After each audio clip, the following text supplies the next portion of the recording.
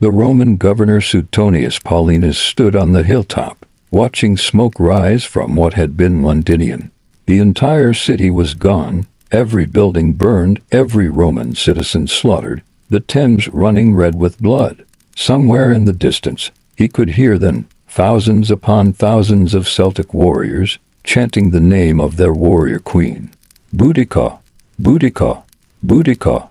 The year was 61 AD, and a woman the Romans had dismissed as a barbarian widow had just destroyed 3 of their greatest cities and killed 70,000 Roman citizens. The empire that had conquered the Mediterranean was about to face its greatest humiliation at the hands of a Celtic queen they had foolishly underestimated. Boudica was born around 30 AD into Celtic nobility in the territory of the Iceni tribe, in what is now Norfolk, England. The Celts called Britain home long before Rome dreamed of empire, living in hill forts and roundhouses, worshipping gods in sacred groves, their Druids keeping alive oral traditions that stretched back centuries. Celtic women enjoyed freedoms that would have shocked Roman matrons. They could own property, choose their husbands, divorce at will, and even lead warriors into battle. Young Boudica grew up in this world, learning to ride horses, handle weapons, and understand the complex web of tribal politics that governed Celtic Britain.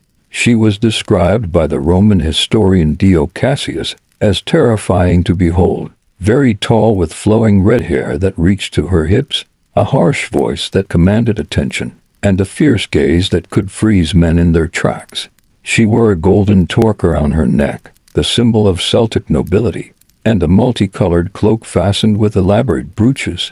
But beneath the warrior exterior was a sharp political mind that understood both Celtic tradition and Roman ambition.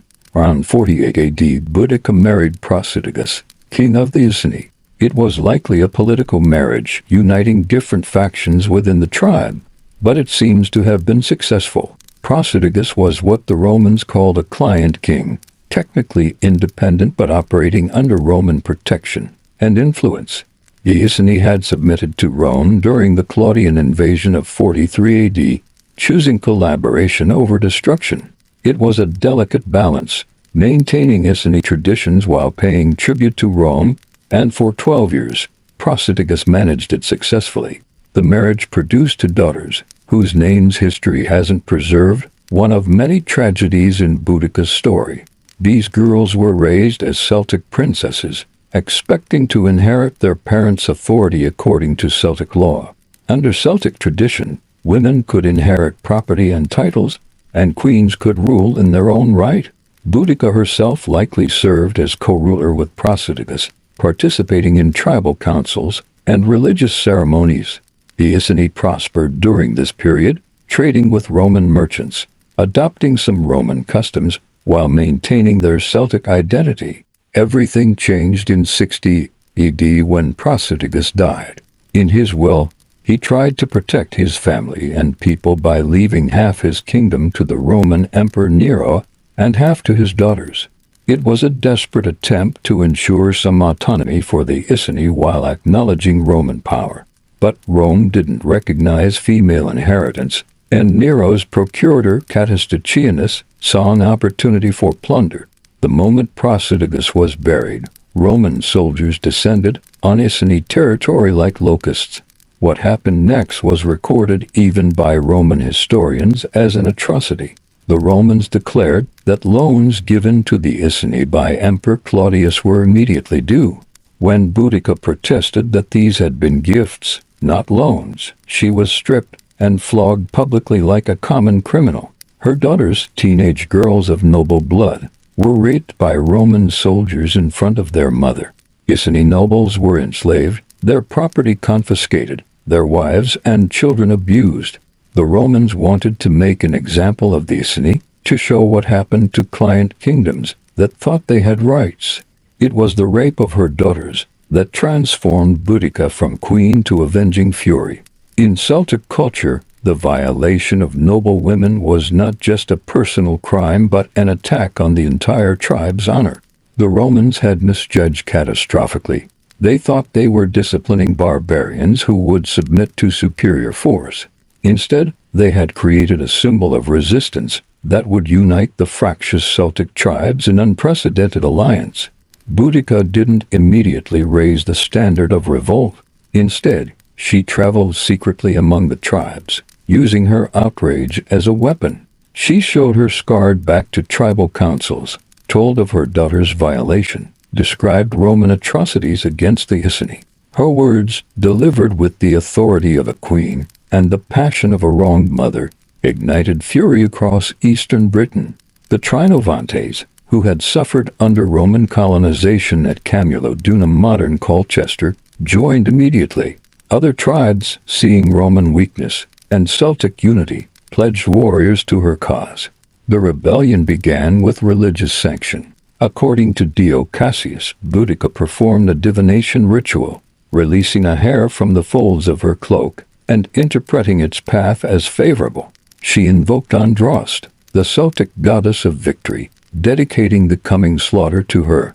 This wasn't just war, it was holy war sanctified by the gods, a cosmic rebalancing of Roman violation of natural order. Boudica's first target was Camulodunum, the former Trinovantian capital that Rome had turned into a colony for retired soldiers. The city was a symbol of Roman oppression, dominated by a massive temple to the deified Emperor Claudius that local Britons had been forced to build and maintain at crushing expense. The Roman veterans who lived there had seized the best land, reducing the native population to near slavery. It was the perfect target for Celtic rage. The Romans in Camulodunum received warnings of the approaching Celtic army but dismissed them. How could barbarians threaten a Roman colony?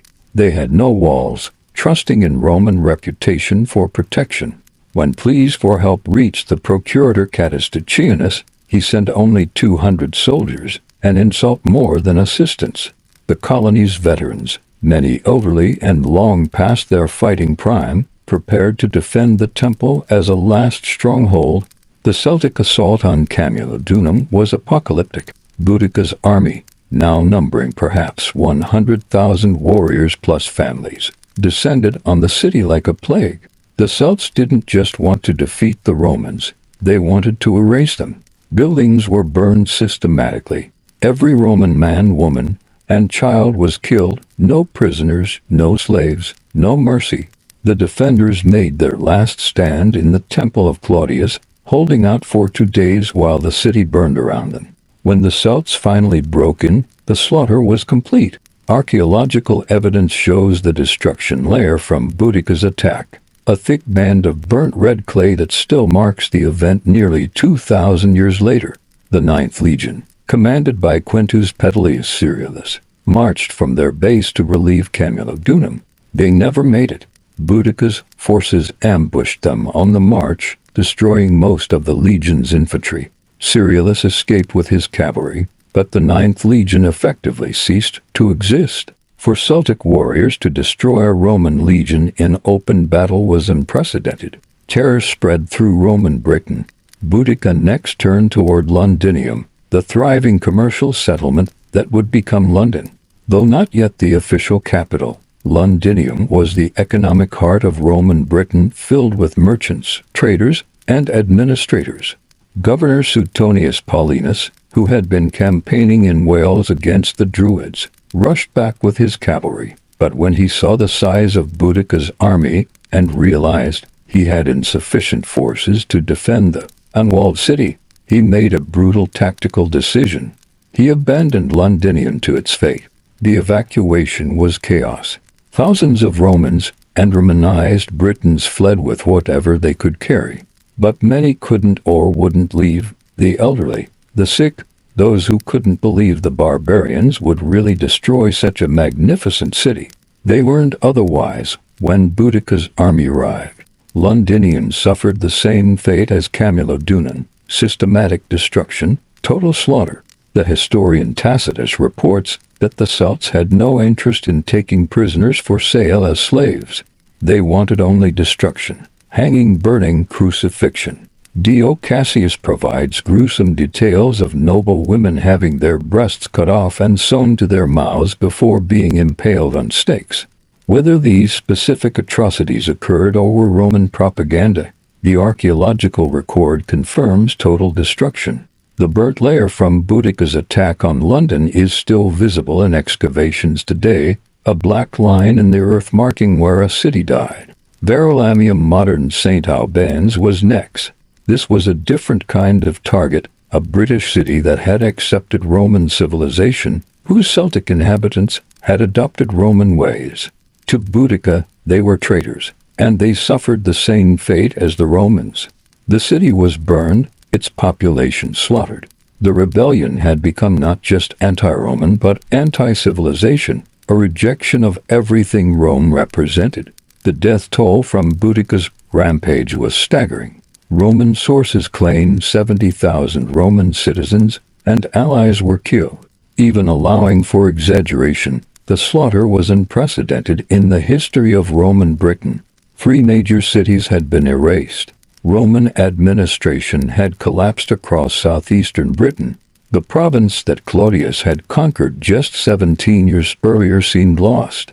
But while Boudicca was destroying cities, Suetonius Paulinus was preparing. He gathered the 14th Legion, part of the 20th Legion, and whatever auxiliaries he could find, perhaps 10,000 men total. He was vastly outnumbered, facing a Celtic army that Roman sources number at 230,000, though modern historians suggest 100,000 is more likely. But Suetonius was one of Rome's best generals, and he chose his battlefield carefully. The exact location of the final battle is unknown, somewhere in the Midlands along Watling Street, the Roman road. Suetonius positioned his forces in a defile with woods protecting his flanks and rear, negating the Celts' numerical advantage. He placed his legionaries in the center, auxiliaries on the wings, cavalry on the flanks. It was a killing ground, and he waited for Boudicca to enter it. The Celtic army approached more like a migration than a military force. Warriors brought their families in wagons to witness the destruction of the last Roman army in Britain. The wagons were arranged in a great semicircle behind the warriors, creating a grandstand for watching the expected slaughter. It would prove to be a fatal mistake. Before the battle, both leaders addressed their forces. According to Tacitus, Boudicca rode in her chariot with her daughters, moving from tribe to tribe, reminding them of the outrages they had suffered. She spoke not as a queen seeking to recover her kingdom, but as a woman seeking vengeance for her violated daughters. She told them that the gods were on their side, that one legion had already been destroyed, that the Romans were few and far from home. Win this battle, or perish, she declared. That is what I, a woman, plan to do. Let the men live in slavery if they will. The battle began with the Celtic charge. Thousands of warriors rushing forward, screaming war cries, hurling spears and insults. The Romans stood silent and still, waiting. When the Celts came within range, the Romans launched their pilla, heavy javelins, that punched through Celtic shields and armor. Then, at Suetonius's command, the legions advanced in wedge formation, their short swords stabbing with mechanical precision. The auxiliary infantry protected the flanks while cavalry prevented any Celtic attempt to surround the Roman force. The narrow battlefield worked exactly as Suetonius had planned. The Celts couldn't bring their numbers to bear, crowding together, getting in each other's way. Celtic warfare relied on individual prowess and the momentum of the charge. When that failed, they had no answer to Roman discipline. The legionaries advanced step by step, their shields locked, their swords drinking Celtic blood with every thrust. Bodies piled up, but the Romans climbed over them and continued killing. As the Celtic line began to break, panic spread. Warriors turned to flee but found their escape blocked by the wagons full of their families. The retreat became a rout, then a massacre. Roman cavalry pursued, cutting down warriors and civilians alike. The killing continued until darkness fell. Tacitus claims 80,000 Celts died against only 400 Roman casualties. Even allowing for propaganda, the defeat was catastrophic. Boudicca's fate remains a mystery. Tacitus says she poisoned herself rather than face capture. Dio Cassius claims she fell ill and died. Either way, she vanished from history as suddenly as she had appeared. Some legends say she was buried secretly, her grave hidden to prevent Roman desecration. London folklore claims she lies beneath platform 9 or 10 at King's Cross Station, her ghost still haunting the city she destroyed. The aftermath of the rebellion was brutal. Suetonius conducted punitive campaigns across eastern Britain, burning Celtic settlements, executing suspected rebels, demonstrating that rebellion meant annihilation. The Iceni were effectively destroyed as a tribe. Their territory was absorbed directly into the Roman province, their culture suppressed, their very name nearly erased from history. Yet Boudicca's rebellion had lasting consequences.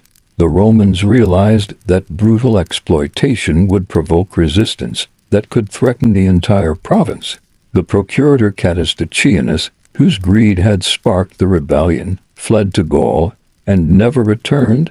His replacement, Julius Classicinus, advocated for more lenient policies. Gradually, Roman rule in Britain became less rapacious, more focused on incorporation than exploitation. The Britons slowly adopted Roman culture, but on their own terms, creating the unique Romano-British civilization that would endure for 3 centuries. Boudicca herself vanished from history for over 1,000 years. Medieval chroniclers occasionally mentioned a British queen who fought Romans, but details were confused and contradictory. It wasn't until the Renaissance, when Tacitus's works were rediscovered, that Boudicca re-emerged. But it was the Victorian era that truly resurrected her, transforming her into Boudicca, a symbol of British imperial might. The irony of making an anti-imperialist rebel into an imperial symbol wasn't lost on everyone. But the image of the warrior queen defending her land resonated powerfully. Today, Boudicca remains one of history's most compelling figures. She stands as a symbol of resistance against oppression, of a mother's rage at her children's violation, of indigenous people's struggle against colonial power. The woman who nearly drove Rome from Britain has become an icon for causes she could never have imagined. Feminists claim her as an early champion of women's power. Nationalists see her as a defender of native culture. Anti-imperialists recognize a kindred spirit in her fight against foreign domination. What makes Boudicca truly remarkable is how close she came to success.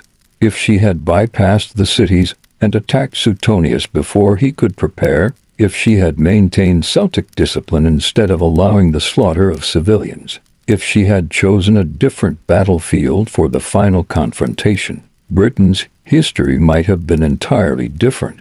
Rome might have abandoned the province as too costly to hold. The Anglo-Saxons might never have invaded a Celtic Britain. The English language might never have developed. The British Empire might never have existed. History balanced on the edge of a gladius in that unnamed battlefield, and Boudicca's defeat changed the world. The Muslim army fell silent as a figure in silver armor rode forward from the Christian lines. His face was hidden behind a silver mask, his hands covered in white gloves, but every man on that battlefield, Christian and Muslim alike, knew who he was. Baldwin IV, the leper king of Jerusalem, had risen from what everyone believed was his deathbed to face Saladin's army at Mount Gizzard. It was November 25, 1177, and the 16-year-old king, his body ravaged by leprosy, was about to achieve one of the most stunning victories in the history of the Crusades. As he raised his sword, catching the afternoon sun, 500 knights charged behind him against 26,000 Muslim warriors, and the impossible became reality. Baldwin was born in 1161 in the Kingdom of Jerusalem, that unlikely Christian state carved out of Muslim lands by the First Crusade 60 years earlier. His father was Amalric I, king of Jerusalem, and his mother was Agnes of Courtenay. The Kingdom of Jerusalem in the 1160s was a fascinating hybrid civilization, French knights ruling over Arab peasants, Italian merchants trading with Muslim caravans, Orthodox Christians worshipping alongside Latin Catholics, all under the constant threat of Muslim reconquest. Young Baldwin grew up speaking French, Arabic, and Latin, equally comfortable in a palace receiving Muslim ambassadors, or in a military camp planning raids against Damascus. The boy showed exceptional promise from an early age.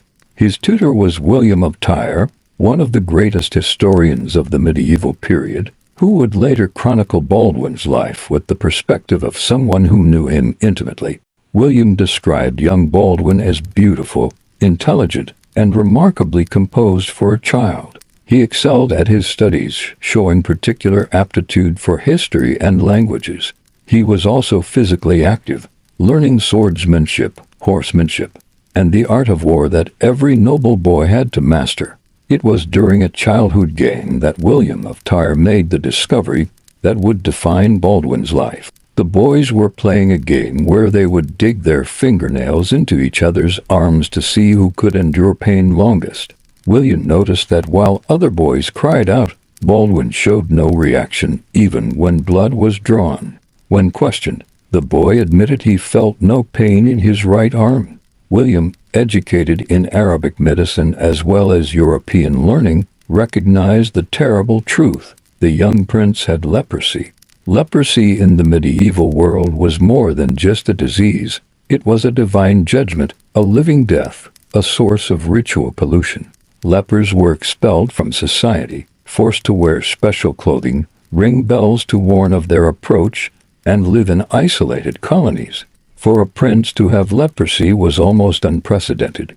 The disease was seen as God's punishment for sin, raising questions about what terrible transgression could have brought such a curse upon a child. Baldwin's father, King Amalric, was devastated but determined to prepare his son for whatever life he might have. The boy's education intensified, focusing not just on martial skills but on strategy, diplomacy, and statecraft. Amalric knew his son might not live long, might become too disabled to fight, but could perhaps still serve the kingdom with his mind. Baldwin threw himself into his studies with determination that impressed even his tutors. He seemed to understand that time was his enemy as much as any Muslim army. When Amalric died unexpectedly in 1174, 13-year-old Baldwin became king of Jerusalem. The coronation was rushed, performed while his symptoms were still mild enough to hide. But everyone in the court knew the truth. The new king had leprosy, and leprosy meant a shortened life of increasing disability. The kingdom of Jerusalem, surrounded by enemies, dependent on military leadership, was now ruled by a boy who was dying by degrees. The vultures circled immediately. Baldwin's sister Sibylla and her ambitious husband Guy of Lusignan schemed for succession. The powerful military orders, the Knights Templar and Hospitallers, pursued their own agendas. The Italian merchant cities of Venice, Genoa, and Pisa played their commercial games. And most dangerously, the Muslims had found a new leader in Saladin, a Kurdish warrior of genius who was methodically uniting Egypt and Syria, preparing to strangle the Crusader states. But Baldwin IV proved to be much more than anyone expected. Despite his youth and illness, he demonstrated remarkable political acumen. He balanced the factions in his court, prevented civil war, and maintained the delicate alliances that kept the kingdom functioning. He understood that the kingdom of Jerusalem survived not through strength but through exploiting Muslim disunity. As long as Egypt and Syria were separate, as long as Muslim princes fought each other more than Christians, the Crusader states could endure. The physical progression of Baldwin's disease was relentless. Leprosy attacks the nerves, causing loss of sensation that leads to injury and infection. It affects the skin, causing disfigurement. In advanced cases, it attacks the eyes, causing blindness. Baldwin's right arm became increasingly useless. Sores appeared on his face that wouldn't heal. His appearance became so disturbing that he began wearing gloves and a silver mask in public, becoming a figure of mystery and rumor as much as a king. Yet as his body weakened, his will seemed to strengthen. Baldwin insisted on leading his armies personally. Even when he could no longer hold a sword, he had to be helped onto his horse, his useless arm strapped to his side, but once mounted, he could still inspire men to extraordinary courage. There was something about following a dying king into battle that brought out superhuman effort in his knights. They knew their king was sacrificing what little life remained to him for the kingdom, and they responded with fanatical loyalty. The crisis year was 1177. Saladin had united Egypt and was moving against the Crusader states. His plan was to invade the kingdom of Jerusalem from Egypt while it was weakened by Baldwin's illness and political division. In November, Saladin crossed into the kingdom with an army of 26,000 men, the largest Muslim force assembled since the First Crusade. His intention was to capture Jerusalem itself, ending the Christian presence in the Holy Land. Baldwin was in Ascalon when news of the invasion arrived. He had only a small force with him, perhaps 500 knights, and a few thousand infantry. Most of his army was in the north, watching the Syrian border. His advisors urged him to remain in Ascalon's strong walls and wait for reinforcements. But Baldwin understood that waiting meant allowing Saladin to ravage the kingdom, undermining royal authority and encouraging Muslim unity. Despite being so ill that he had to be carried in a litter, he ordered his small force to march. What followed was one of history's great military gambles. Baldwin knew he couldn't fight Saladin's full army conventionally. Instead, he decided on a surprise attack, hoping to catch the Muslim army dispersed and unprepared. He forced his ravaged body onto horseback, took personal command, and led his knights on a desperate march to intercept Saladin near the hill of Conquistador. Saladin, confident in his overwhelming numbers, had allowed his army to spread out for pillaging. His scouts had reported Baldwin was dying in Ascalon. The appearance of the leper king at the head of a charging force of knights was so unexpected that the Muslim army barely had time to form battle lines. Baldwin, his 16-year-old body racked with disease, led the charge personally, his knights following the silver-masked figure with religious fervor. The Battle of Conquistador was less a battle than a miracle. The Christian charge, aimed at Saladin's center, shattered the Muslim lines. Saladin's army, cut, dispersed, and surprised, panicked. The Kurdish leader himself barely escaped, fleeing on a racing camel as his bodyguard died around him. The Muslim army disintegrated, thousands dying in the rout, their bodies scattered across the desert. Baldwin's 500 knights had destroyed an army of 26,000. The victory at Conquistador gave the kingdom of Jerusalem no life. It proved that Saladin could be beaten, that the Crusader states weren't doomed. More importantly for Baldwin, it established him as a legitimate warrior king despite his disease. The leper king became a figure of legend, the dying boy who had crushed the mighty Saladin. Troubadours sang of the miracle at Conquistador, how God had strengthened the weak to humble the strong. But victory couldn't cure leprosy. Baldwin's condition continued to deteriorate. By 1183, he was blind and could no longer walk. His body was covered with sores. His remaining fingers were falling off. Yet his mind remained sharp, and he continued to govern, dictating letters, receiving ambassadors, making the decisions that kept the kingdom functioning. He had himself carried in a litter to oversee councils and even to battlefields, a living corpse refusing to die while the kingdom needed him. The political situation grew increasingly desperate as Baldwin's death approached. His sister Sibylla's son Baldwin V was named heir, but the child was sickly. Guy of Lusignan, Sibylla's husband, was ambitious but incompetent. The kingdom's nobility was divided between those who supported the royal family and those who wanted a stronger king, possibly from Europe. Meanwhile, Saladin had recovered from Conquistador and was systematically reducing Crusader fortresses. Baldwin's last great act as king came in 1183 when he had himself carried in a litter to relieve the siege of Carrick. Saladin was besieging the castle during the wedding of Isabel, Baldwin's half-sister. Despite being blind and paralyzed, Baldwin organized the relief force, his presence alone enough to make Saladin withdraw. It was a final demonstration that as long as the leper king lived, The kingdom of Jerusalem would not fall without a fight. Baldwin IV died on March 16, 1185, aged 23. His reign had lasted 11 years, every day a battle against both external enemies and his own dying body. He was succeeded by his nephew Baldwin V, who died within a year, then by Guy of Lusignan, who would lead the kingdom to disaster at the Battle of Hattin in 1187. Jerusalem fell to Saladin that same year, ending nearly a century of Christian rule. But Baldwin's legacy transcended the fall of Jerusalem. He became a symbol of courage in the face of inevitable defeat, of mind triumphing over matter, of duty sustained despite personal suffering. Muslim chroniclers, usually harsh on Crusader kings, wrote of him with respect, acknowledging his courage and intelligence. Saladin himself reportedly said that if Baldwin had been healthy, the Muslims might never have retaken Jerusalem. Medieval Christians saw Baldwin as a figure of divine paradox, the leper whose touch was death yet who saved the holy city, the weak child who defeated mighty armies, the dying king who gave life to his kingdom. He became a symbol of how God could work through human weakness, how suffering could be transformed into strength. Pilgrims visiting Jerusalem centuries later still told stories of the leper king who had defended the holy places.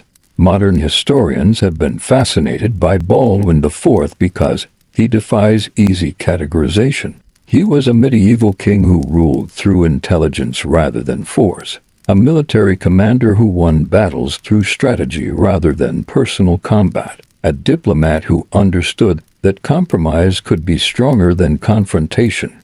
His ability to maintain authority despite physical disability that would have destroyed most medieval rulers shows remarkable personal charisma and political skill. What makes Baldwin truly extraordinary is not just what he achieved, but what he achieved it with. Every other king in history who faced such challenges had a functioning body. Baldwin had to rule, fight, and inspire while literally falling apart. By his 20s, he was blind, paralyzed, and disfigured beyond recognition. Yet he continued to govern effectively, lead armies successfully, and maintain the loyalty of men who could have easily overthrown him. The kingdom of Jerusalem survived for 11 years under Baldwin IV, not despite his leprosy but perhaps because of it. His visible suffering inspired a loyalty that a healthy king might not have commanded. His knights saw their dying king sacrifice every remaining moment of life for the kingdom, and they responded with equal sacrifice. His enemies saw a king who wouldn't yield even to death itself, and they hesitated. His subjects saw a figure of almost Christ-like suffering, bearing the kingdom's sins in his own body. Baldwin IV remains unique in history, the only leper king who not only ruled but ruled successfully, the only terminally ill child who grew up to defeat one of history's greatest generals, the only medieval monarch whose physical weakness became a source of political strength. He proved that courage isn't the absence of fear but action despite fear, that strength isn't physical power but force of will, that victory is possible even when defeat seems certain. Francisco Pizarro stood in the plaza of Cajamarca, his boots deep in Inca blood, watching his 168 conquistadors systematically loot the greatest concentration of gold they had ever seen.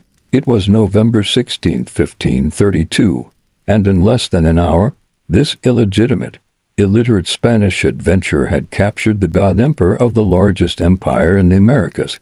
Round him lay thousands of dead Inca nobles, cut down in what would be remembered as one of history's most audacious ambushes. The Inca Empire, stretching 3,000 miles along the Andes with millions of subjects and armies numbering in the hundreds of thousands, had just been decapitated by fewer men than would fill a modern airplane. Pizarro, the swineherd's son from Extremadura, had achieved the impossible. Born around 1478 in Trujillo, Spain, Francisco Pizarro entered the world with nothing, no legitimate name, no inheritance, no education.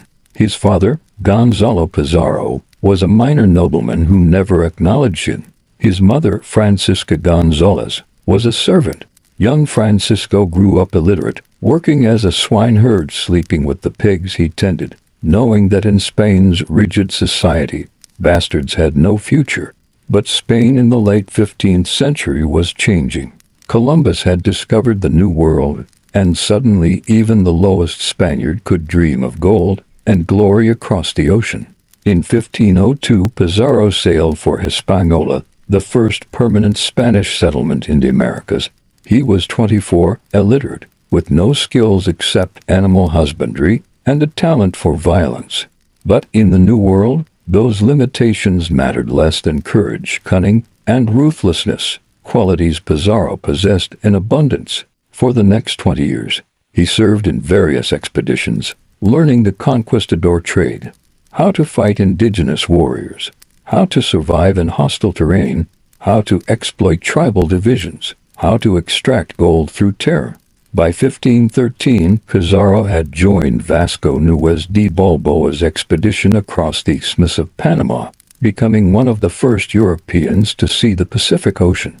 When Balboa was later executed for treason, Pizarro, who had switched sides at the right moment, not only survived but prospered. He received land grants and indigenous slaves, becoming a moderately wealthy colonist in Panama.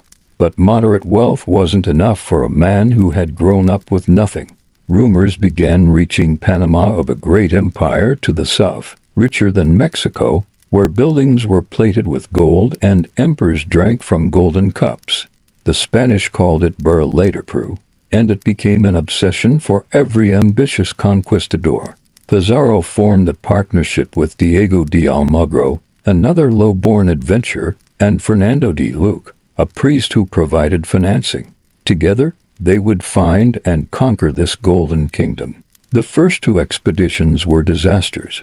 In 1524, Pizarro sailed south with 80 men, finding only jungle, hostile natives, and starvation. In 1526, he tried again with 160 men, pushing further south. The expedition split, with Almagro returning for reinforcements, while Pizarro explored. When the governor of Panama ordered the expedition abandoned, Pizarro made a gesture that would become legend. Drawing a line in the sand with his sword, he declared, "Comrades, on this side lies Peru with its riches, on that side, Panama with its poverty. Choose, each man, what best becomes a brave Castilian." 13 men crossed the line. With these 13 of Gama, Pizarro continued south. What they found exceeded their wildest dreams. Sailing along the coast of modern Ecuador, they encountered Inca trading vessels, massive balsa rafts with cotton sails, carrying gold and silver ornaments, elaborate textile. The indigenous traders, interrogated through interpreters, described an empire of incredible wealth and organization, ruled by a divine emperor called the Sapa Inca. Pizarro had found his Mexico. But finding an empire and conquering it were different challenges. Pizarro needed royal authorization, soldiers, supplies. In 1528, he sailed to Spain to petition Emperor Charles V directly. It was an audacious move for an illegitimate, illiterate colonial. But Pizarro had brought proof of gold, silver, llamas which Europeans had never seen, and several Inca nobles. Charles V, always needing money for his European wars, was convinced. He appointed Pizarro governor and captain general of Peru, granting him the right to conquer in the crown's name. Returning to Panama in 1530, Pizarro assembled his invasion force. 168 men, 106 on foot, 62 cavalry, 3 cannons, and 27 horses. It seems laughably inadequate for conquering an empire of 10 million people, but Pizarro had advantages he didn't yet fully understand. Horses, steel weapons, and gunpowder gave technological superiority. European diseases, especially smallpox, had preceded him, devastating indigenous populations. Most crucially, the Inca Empire was in civil war. The Inca Empire in 1532 was both at its height and on the brink of collapse.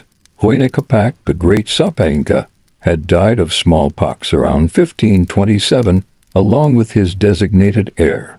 2 of his sons, Huáscar and Atahualpa claimed succession. The resulting civil war had been brutal, with Atahualpa's northern armies eventually defeating Huáscar's southern forces. Atahualpa had just captured his brother and was consolidating power when strange reports arrived of bearded men and floating houses approaching from the north. Pizarro landed at Tumbes in May 1532, beginning one of history's most audacious conquests. Moving inland, the Spanish found evidence of the recent civil war, destroyed towns, fields of bones, traumatized populations. They also found potential allies among groups that had supported Huáscar and now feared Atahualpa's retribution. Pizarro, like Cortés in Mexico, brilliantly exploited these divisions. The Spanish ascent into the Andes was itself an epic. These were men from Spain's dry plains, suddenly climbing to altitudes where even breathing was difficult. They crossed suspension bridges that seemed held by nothing but rope and prayer. They passed through valleys so deep that the sun only shone for a few hours daily. The Inca road system, one of the engineering marvels of the ancient world, made their progress possible but also highlighted how outnumbered they were. This was clearly an empire of immense sophistication and power. Atahualpa, confident in his recent victory and curious about these strangers, was waiting at Cajamarca with an army of 40,000 to 80,000 warriors. He could have destroyed the Spanish at any time during their approach but chose not to. Perhaps he wanted to see these strange beings with their four-legged monsters. Horses were unknown in the Americas. Perhaps he planned to capture them for his victory celebrations. Perhaps he simply couldn't conceive that 160 men posed any threat to a god-emperor who had just won a civil war. On November 15, 1532, Pizarro's force entered Cajamarca, finding it almost deserted except for a few hundred people. The Spanish occupied buildings around the main plaza while Atahualpa's army camped on hills surrounding the town, their campfires at night looking like a sky filled with stars. Pizarro sent his brother Hernando and Hernando de Soto to invite Atahualpa to dinner the next day. The Inca emperor, seated on a golden throne surrounded by nobles and concubines, barely acknowledged the Spanish, though he agreed to meet them. That night Pizarro prepared one of history's most audacious ambushes. His plan was simple to the point of insanity. When Atahualpa entered the plaza, they would attack, capture him, and use him as a hostage to control the empire. The Spanish spent the night in prayer and preparation, many believing they would die the next day. Pizarro divided his tiny force, hiding cavalry and infantry in buildings around the plaza, positioning the cannon to cover the entrance. On November 16th, late in the afternoon, Atahualpa approached with a procession of 5,000 to 6,000 unarmed nobles and attendants. They came in ceremonial dress, singing, playing music, sweeping the ground before the emperor's litter. Atahualpa himself was carried on a golden throne lined with parrot feathers, wearing the royal fringe that symbolized his divine status. He expected to overawe these strangers with his magnificence. Instead, he was met by a single Dominican friar, Vicente de Valverde, who approached with a Bible and an interpreter. Through translation, Valverde delivered the Requerimiento, a Spanish legal document demanding that Atahualpa accept Christianity and Spanish sovereignty. He handed Atahualpa a Bible. The Inca emperor, who had never seen a book, didn't know how to open it. When he finally did, he saw meaningless marks on pages. Insulted by the friar's presumption, Atahualpa threw the Bible to the ground. This was the signal Pizarro had been waiting for. Valverde ran back shouting, come out, Christians! Come at these enemy dogs who reject the things of God." Pizarro gave the order to attack. The cannon fired into the packed crowd. Spanish horsemen burst from concealment, their steel swords cutting through the unarmored Incas. The infantry followed, stabbing with pikes and swords. What followed was not a battle but a massacre. The Incas, caught completely by surprise, unarmed, packed into the confined space of the plaza, had no chance. They tried to flee but found the exits blocked. They tried to protect Atahualpa, forming human walls around his litter. But Spanish Tio cut through flesh. As litter bearers were killed, others took their places, holding the emperor aloft even as their hands were severed. The plaza became a slaughterhouse, bodies piling so high that walls collapsed under the pressure of people trying to escape.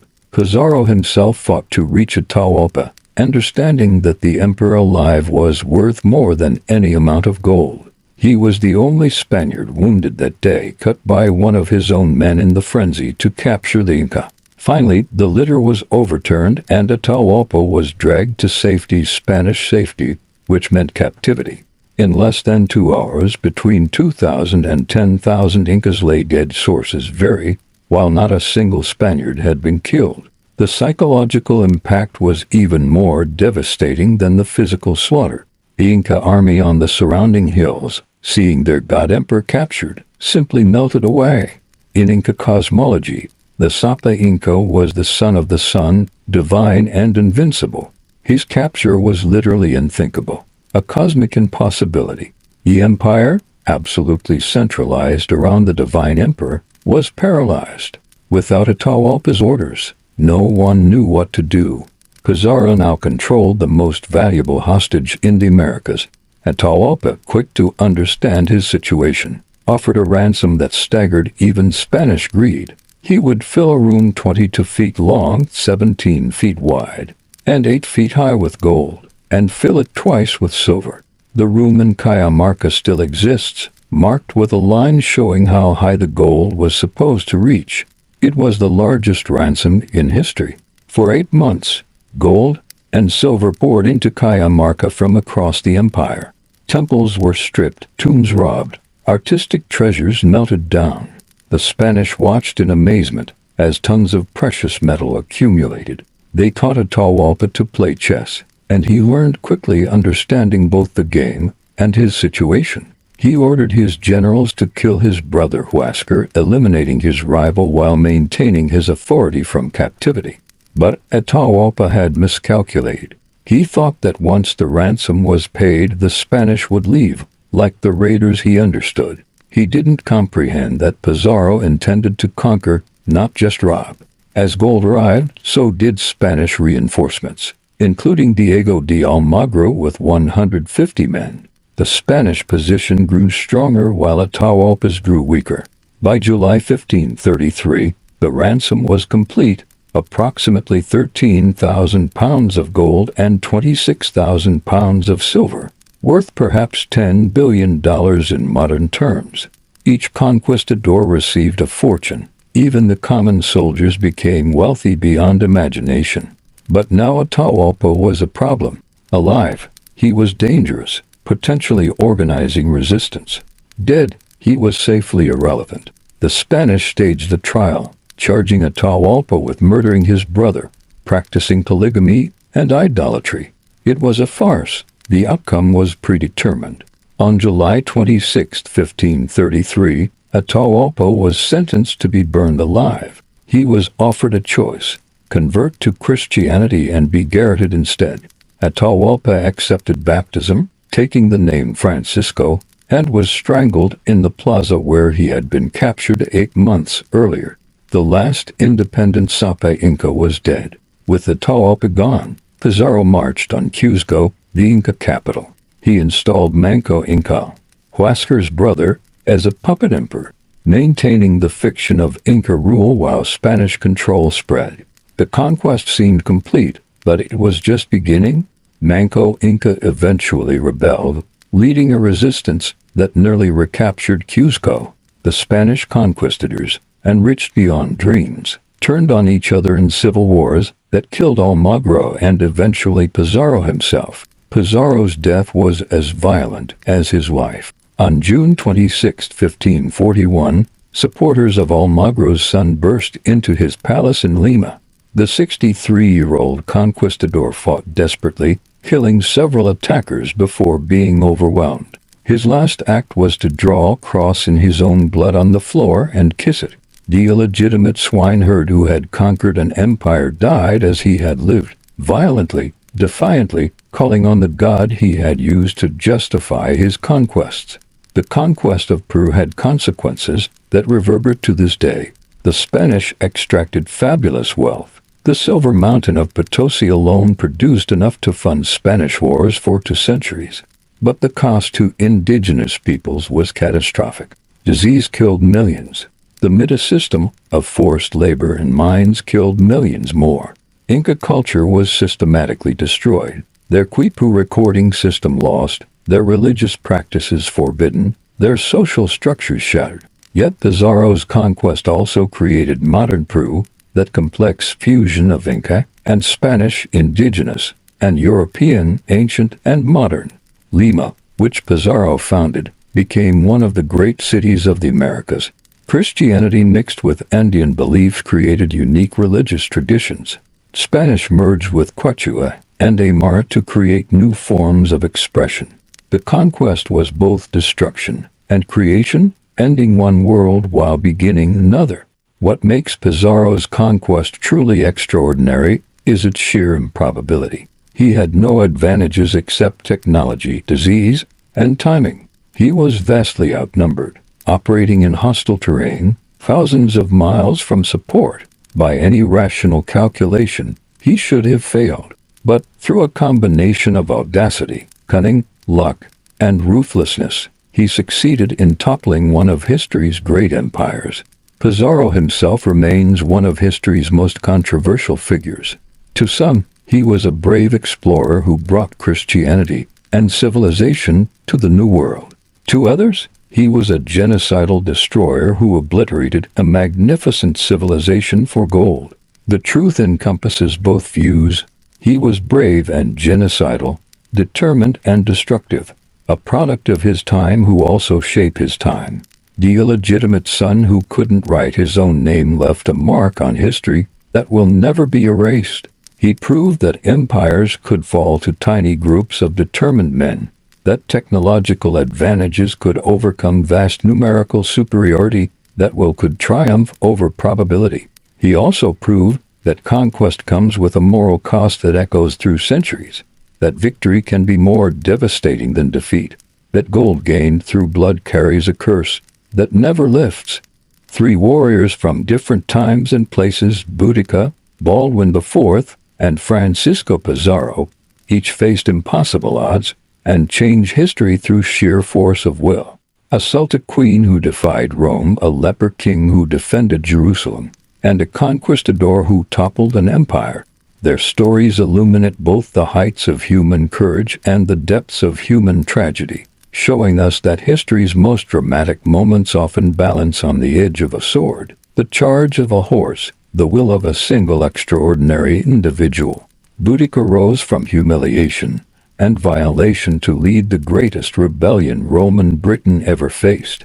In a world where women were property, she became a war leader who made legions flee. Her rage at her daughter's rape became a force that destroyed 3 cities and killed 70,000 Romans. Though she ultimately failed, her rebellion forced Rome to reconsider its brutal policies, leading to a more sustainable form of rule that would last 3 more centuries. She proved that the oppressed, when pushed too far, can threaten even the mightiest empire. Her story reminds us that there are things worse than death, dishonor, the violation of those we love, the complete surrender of dignity. Sometimes, even doomed resistance is better than silent submission. Baldwin IV inherited a crown that was also a death sentence. Leprosy made him a pariah in his own court, yet he ruled for 11 years, winning battles that seasoned generals thought impossible. The boy who couldn't feel pain in his arm felt deeply the pain of his kingdom, sacrificing every moment of his shortened life to protect Jerusalem. His victory at Mount Gizzard, achieved while his body literally fell apart, stands as one of history's greatest triumphs of will over flesh. He showed that physical weakness need not mean spiritual weakness, that a dying king could inspire more loyalty than a healthy one, that courage isn't the absence of fear but action despite fear. In our age that often confuses strength with health, Baldwin reminds us that true strength comes from within. Francisco Pizarro transformed himself from an illegitimate swineherd into the conqueror of Peru. With fewer than 200 men, he destroyed an empire of millions, capturing wealth beyond imagination. His audacity at Cajamarca, attacking thousands with hundreds, succeeded through pure shock and determination. But his conquest came at a terrible price, millions dead from disease and exploitation, a civilization destroyed, cultures erased. Pizarro gained gold but lost his soul, dying violently as he had lived. His story is a warning about the cost of ambition, showing that conquest and genocide often walk hand in hand, that victory can be more damaging than defeat, that empires built on blood inevitably drown in it. These three warriors also embodied different types of courage. Boudica displayed the courage of the desperate, fighting because the alternative was unthinkable. Baldwin showed the courage of duty, fighting despite personal suffering because his position demanded it. Pizarro demonstrated the courage of ambition, fighting to transform himself from nothing into everything. Each type of courage achieved extraordinary things, but also came with extraordinary costs. Their stories reveal patterns that echo through history. Great changes often come from individuals who shouldn't matter: a violated queen, a diseased boy, an illegitimate adventure. Moments of crisis create opportunities for extraordinary individuals to reshape the world. Technology, timing, and will can overcome seemingly insurmountable numerical disadvantage. But perhaps most importantly, they show that history is not inevitable, that individual choices and actions can redirect the flow of events. Consider how different our world would be if these three had made different choices. If Boudica had accepted her humiliation quietly, Roman Britain might have become even more oppressive, potentially triggering later, more successful rebellions that could have ended Roman presence entirely. If Baldwin IV had abdicated due to his leprosy, Jerusalem might have fallen a decade earlier, changing the entire trajectory of the Crusades. If Pizarro had remained a colonist in Panama, the Inca Empire might have recovered from its civil war and resisted European colonization far more effectively. But they didn't make those choices. They chose the path of maximum resistance, maximum risk, and maximum impact. They chose to matter, regardless of the cost to themselves or others. They wrote their names in blood across the pages of history, ensuring they would never be forgotten. They proved that individuals, in the right place at the right time with the right will, can change everything. Their legacies remain deeply contested. Boudica is simultaneously a feminist icon and a cautionary tale about the futility of violence. Baldwin IV is both an inspiration to those facing illness and a symbol of religious warfare's ultimate pointlessness. Pizarro is both a testament to social mobility and a reminder of colonialism's genocidal reality.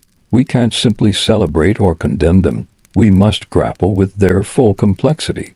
What unites them is their refusal to accept the limitations their worlds tried to impose. Boudica refused to accept that a woman couldn't lead armies. Baldwin refused to accept that disease meant weakness. Pizarro refused to accept that birth determined destiny. They broke the rules of their times, creating new possibilities while also causing immense destruction. They remind us that history's most significant moments often come from those who refuse to play by history's rules. In our modern world, facing our own crises and challenges, these three warriors speak to us across the centuries. When we face injustice, Boudica reminds us that resistance is possible, even against overwhelming odds. When we face personal challenges, Baldwin shows us that our limitations need not define us. When we face seemingly impossible goals, Pizarro proves that audacity can overcome probability, though we must carefully consider the moral cost. They also warn us about the price of glory. Boudica's rebellion led to the near extinction of her tribe. Baldwin's determination to rule despite his disease may have prolonged instability that contributed to Jerusalem's fall. Pizarro's conquest created centuries of exploitation and cultural destruction. Glory and tragedy are often inseparable, triumph and disaster two sides of the same coin. Yet we remember them not for their failures, but for their defiance. They refused to go quietly into history's night. They raged against fate, circumstance, and probability. They lost Boudica to Roman discipline, Baldwin to disease, Pizarro to assassination. But their defeats were so magnificent that they became kinds of victory. They achieved immortality through mortality, permanence through impermanence, victory through defeat. The warriors who defied empires teach us that empires can be defied. The king who fought while dying teaches us that we can transcend our physical limitations. The conquistador who toppled an empire teaches us that the impossible is sometimes possible, but also that possible doesn't mean right. Together, they form a trinity of human will that shows both what we can achieve and what achieving can cost. So, what will you do with their examples? Will you accept injustice quietly, or fight even when victory seems impossible? Will you let your limitations define you, or transcend them through force of will? Will you accept the station of your birth, or dare to reach for more? The choices these three warriors made echo through centuries, challenging us to make our own choices with equal determination. Remember Boudica, standing in her chariot, choosing death over dishonor. Remember Baldwin, blind and paralyzed, still defending his kingdom. Remember Pizarro, drawing a line in the sand, choosing Peru's gold over Panama's poverty. Remember them, and then decide, what line will you draw in the sand of your own life? If these three legendary warriors have inspired you to think differently about courage, resistance, and the price of ambition, hit that subscribe button and join our community of history enthusiasts. Which warrior's story resonated most with you? Was it Boudica's righteous fury, Baldwin's triumph over disease, or Pizarro's audacious conquest? Share your thoughts in the comments below. And remember, history is full of individuals who changed everything through sheer determination.